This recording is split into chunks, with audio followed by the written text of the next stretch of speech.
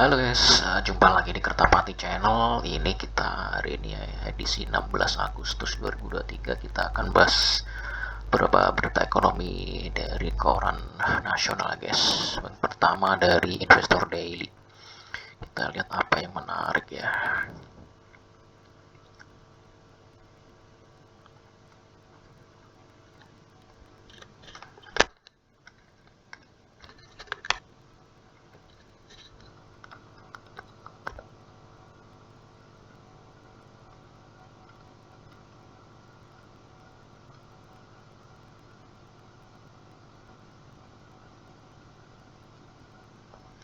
Nah, ini ada beberapa data ini pemerataan pembangunan ekonomi nasional. Beberapa proyek ini seperti ada jalan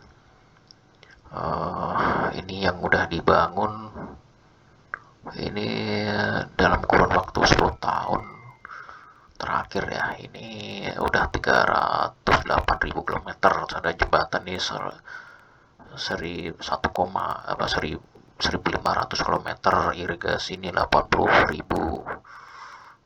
unit, terus air bersih ini 1,3 unit, terus ada pasar desa 12.000 unit ya, fasilitas olahraga 29.000 unit, puskesmas 42.000 unit, dan program dana desa ya sebesar 4,7 miliar ya per desa ya guys. Oke, kita lanjut lagi.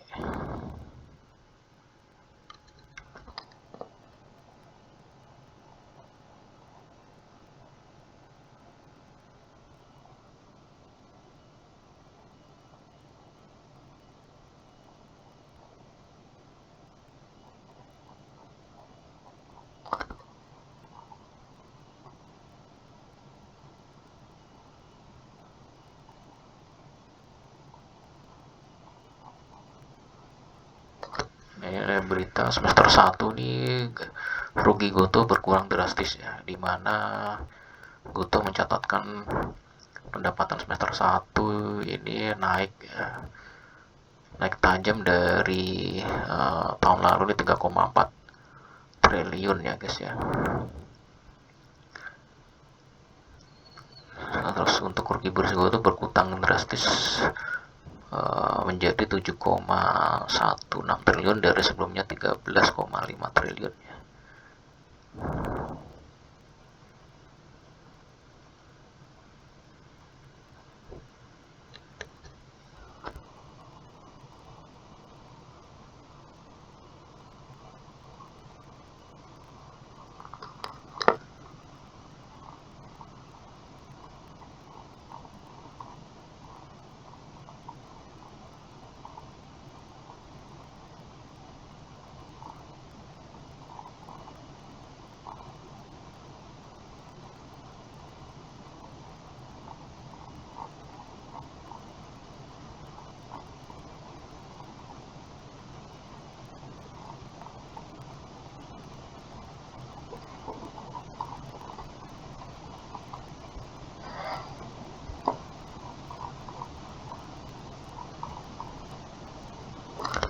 Oke, itu bagian dari Investor Daily. Kita lanjut ke konten ya.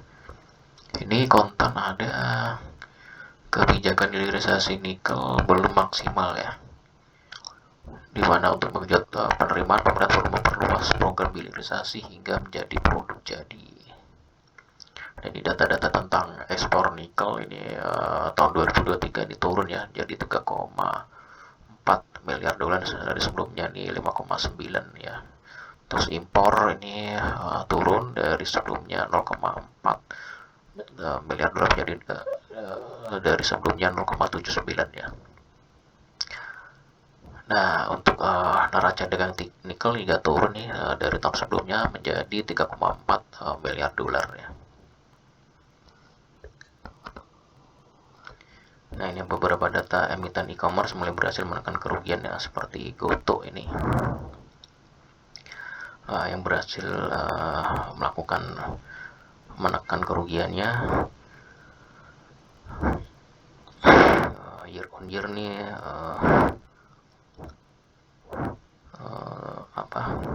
untuk pendapatannya naik tajam ya.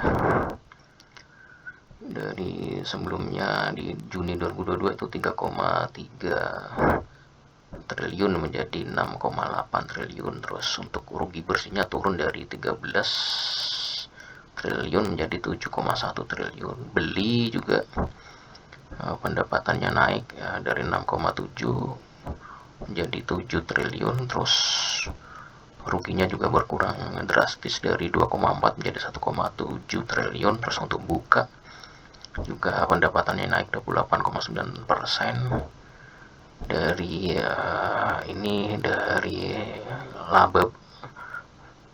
laba ya ini ya, dari laba 8,5 triliun menjadi rugi 389 miliar ya.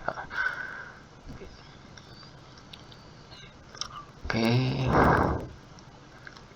terus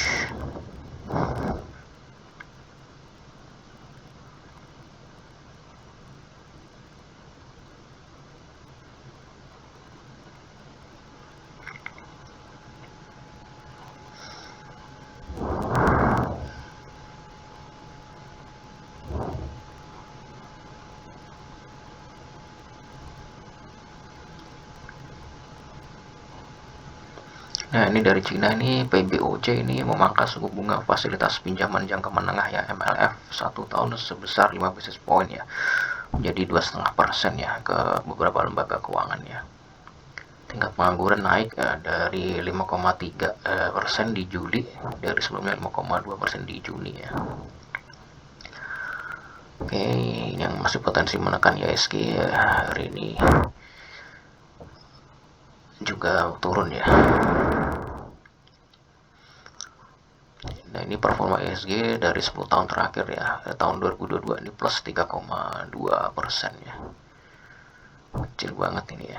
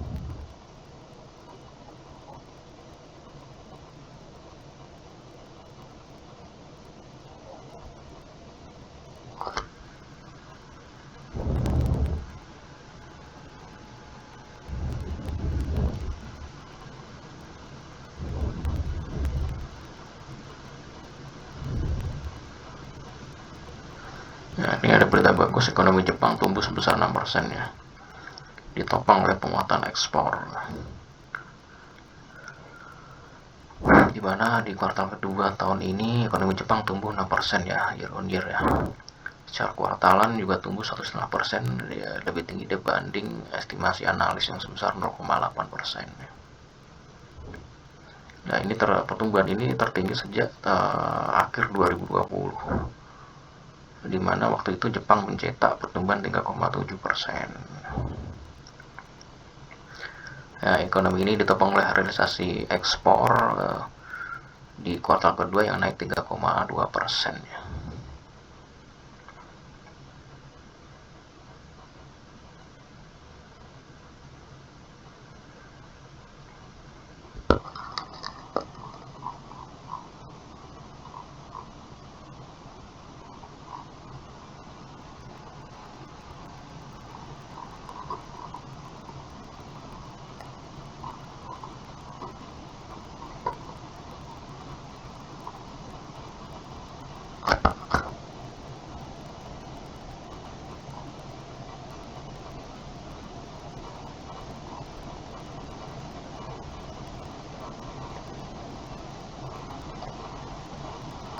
Ya, ini WIRG ini mencatat penjualan di semester 1 sebesar 1,24 triliun ya, dimana ini bertumbuh 91,9% ya year on year ya, dari sebelumnya 650 miliar.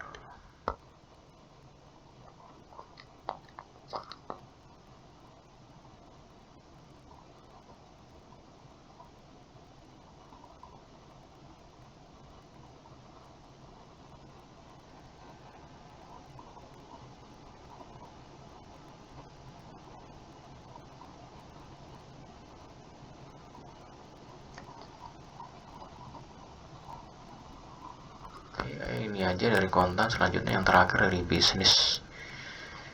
Ini bisnis. Ya, ini ada asumsi dasar makroekonomi di RAPBN 2024 ya, dimana untuk pertumbuhan ekonomi ini kisaran 5,1 sampai 5,7, inflasi ditarget 1,5 sampai 3,5, nilai tukar ini di 14.700 sampai 15.200, terus tingkat pengangguran 5% sampai 5,7, terus untuk tingkat suku SBN 10 tahun ini 6,49 sampai 6,91 ya.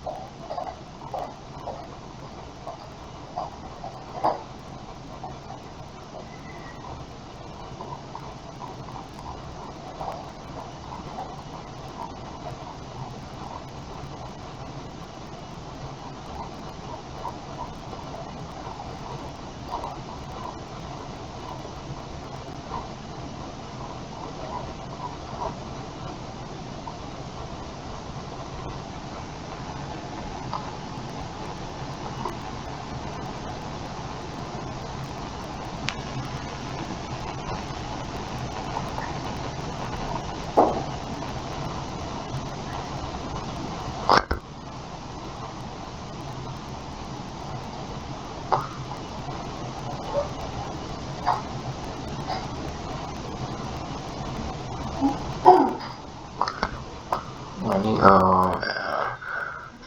persepsi risiko aset keuangan di Indonesia ini terkera ya, akibat tekanan ya yang datang dari Amerika ya, seiring naiknya imbal hasil US Treasury ya, yang menyentuh level tinggi dalam kurun 14 tahun terakhir.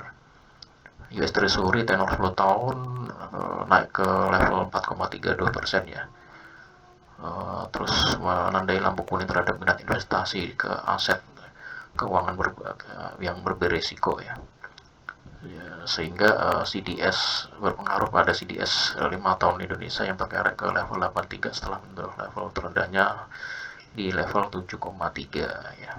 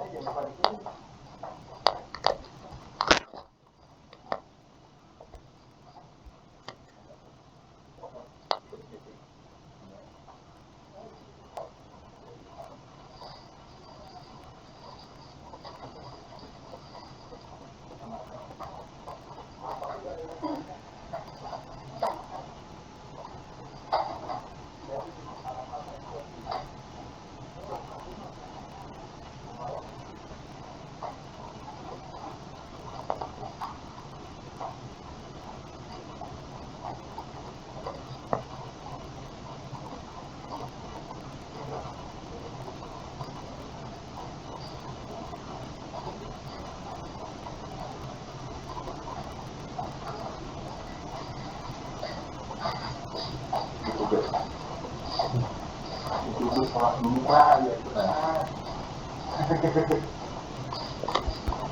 Nah ini coba